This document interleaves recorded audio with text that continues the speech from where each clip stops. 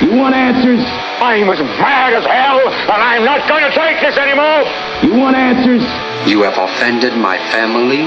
I think I'm entitled. You want answers? I want the truth. And you have offended the Shaolin Temple. You can't handle the truth. Surely you can't be serious. I am serious. And don't call me Shirley. Radical Rant.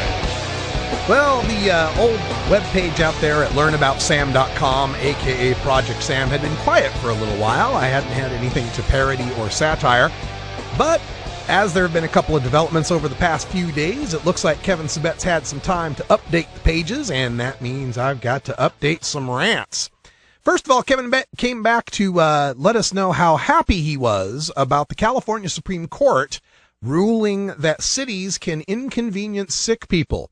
Or in other words, they can zone dispensaries out of existence. They can actually create zoning regulations that make it so users of one and only one medicine can't get their medicine in town. So anyway, I wanted to bring up something on this because he's got this quote, and Tom Angel from Marijuana Majority brought this up on Facebook the other day, and I've asked myself the same question. Let me give you the quote from Kevin Sabet first. This is his quote.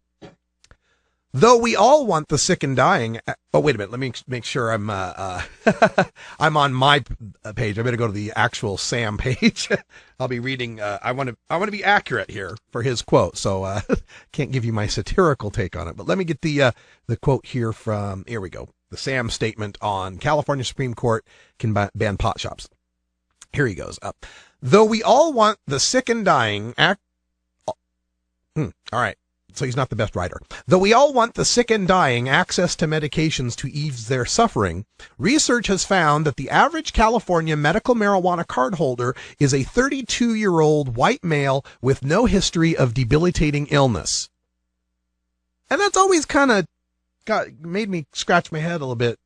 So what? 32-year-old white males don't get epilepsy?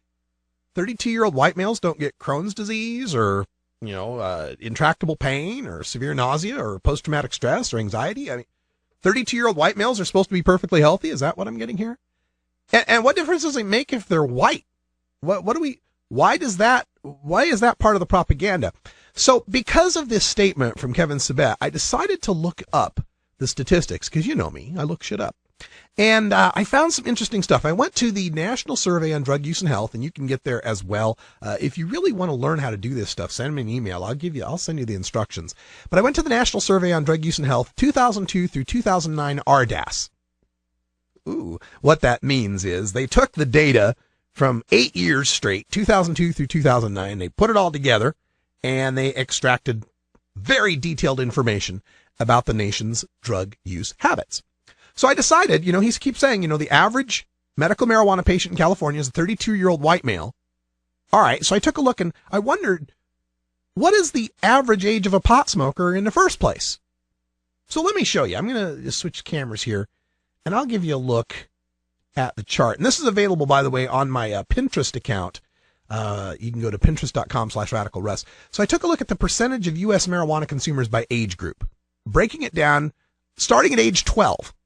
And working our way all the way up to age 65.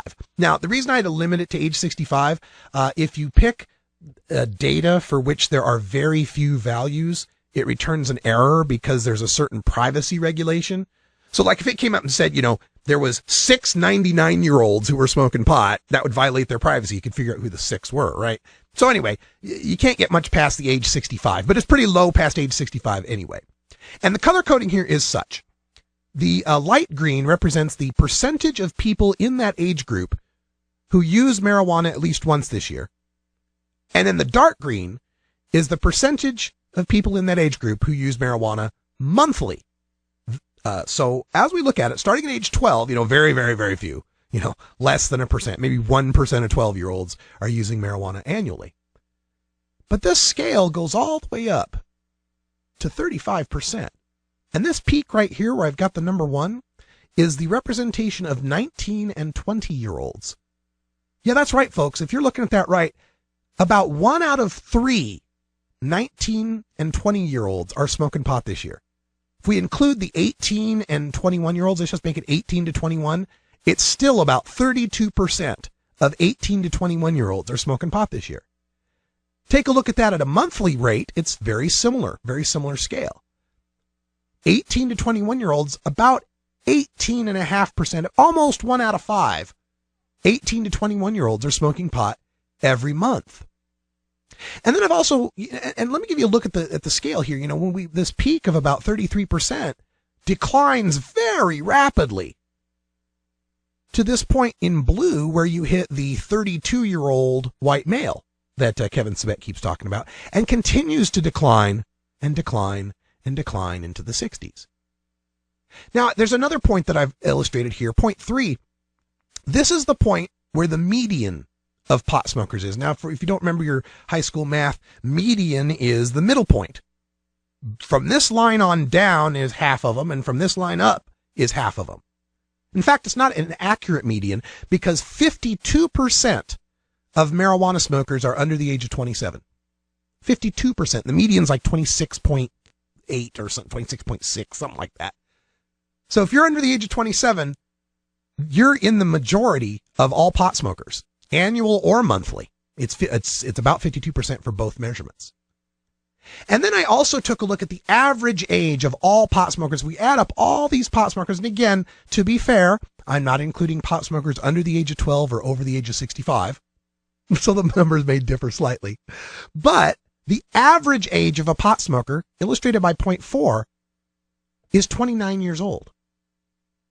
So if Kevin Sabet keeps claiming that the average medical marijuana patient in California is a 32-year-old white male, and if the goal is to reduce youth marijuana smoking, isn't this progress?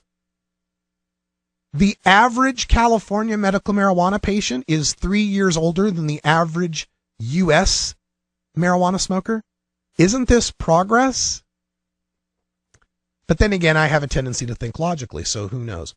There was another point that Kevin brought up having to do with, let's see if I can find this. Oh, yes. Once again, he makes the point that less than 2% of California cardholders have HIV, AIDS, cancer, or glaucoma. Less than 2%. The only ailments for which we should have any sympathy for someone using a non-toxic herb. Not like those drug-seeking fakers who claim to be using pot for such minor complaints as epilepsy, multiple sclerosis, amyotrophic lateral sclerosis, Crohn's disease, irritable bowel syndrome, post-traumatic stress disorder, neuropathic pain, migraines, endometriosis, arthritis, hyperemesis, or Alzheimer's agitation. Those fakers. And, of course, he goes on. This is another point that he makes here. And by the way, there's 2 other statements he had on Obama saying no to legalization and the Temple University study on THC for HIV. I'm going to have to save those for hour 2 because this one was just so full of ranty goodness. I had to go with it. He seriously made a point here in his statement. Let's see if I can find this. Real medical marijuana would focus on non-smoked applications of the drug dispensed by pharmacies under the supervision of physicians. Patentable pharmaceutical drugs at a 25,000% markup under the supervision of physicians. Not self-described pot docs that sell recommendations for super silver haze for $100 a pop to anyone with a headache. I love it when he comes back with the names of strains as if they're so silly. Compared to the serious pharmaceutical medications like Asifex, Cialis, Tadalafil, Lunesta, Boniva, Vagisil, Anusol, Incivec, Adcetris, Yervoy, Vibrid, Zytiga, and Xgeva for $200 an office visit to anybody who has seen an Ask Your Doctor About commercial. Talking about silly names for medicines. At least I can spell super silver haze. So that's the Kevin Sabet stat. If you want the full rant and the graphs to this, I have them available at smartapproaches.com. Anytime Kevin Sabet releases a statement through Project Sam, anytime Project Sam is in the news, I will be there at smartapproaches.com, satirizing it and bringing you the real data, the real science behind what they're talking about to show just how full of it they are, how desperate they are to maintain their hold on the pharmaceutical industry, the rehab industry, to continue that flow of good, obedient, hardworking marijuana consumers into the private prison slave labor industry, to keep them moving into the rehab industries, to boost up the statistics of drug courts, to boost up the statistics of rehabs, to keep getting money to the P-test industry. I'll be there. Like an old R&B song, baby. That's all the time we got for hour one. More rants coming up in hour two. Plus, some special anti-drug videos. We're going to have fun with this one. PB Herman tells you not to do crack. For Brian the Red, I'm Radical Russ. Till next time, take care of each other, tokers.